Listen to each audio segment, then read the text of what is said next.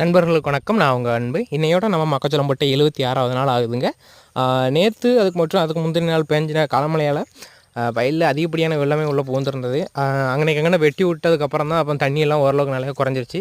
இப்போ கொஞ்சமாக நம்ம தண்ணி பாய்ச்சிருப்போம்ல, அப்படி தண்ணி பாய்ச்சப்போ எந்த அளவுக்கு தண்ணி இருக்குமோ அந்தளவுக்கு தான் தண்ணி நிற்கிது. ஏன்னா இதுக்கு மேலே வெளியே போக மாட்டேங்குது. சரி பரவாயில்ல, வேறு ஏதாச்சும் ஒன்று பண்ணுவோம்.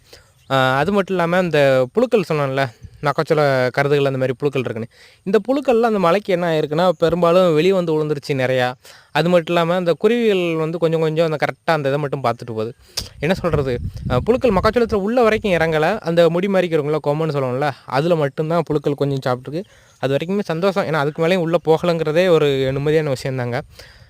காட்டுப்பன்றிகள் எதுவும் இன்னும் உள்ளே தெரியலை. வந்துருந்துச்சுன்னா அடுத்து அதை தான் சுற்றி தடம் பார்த்துக்கிட்டு இருக்கிறேன்.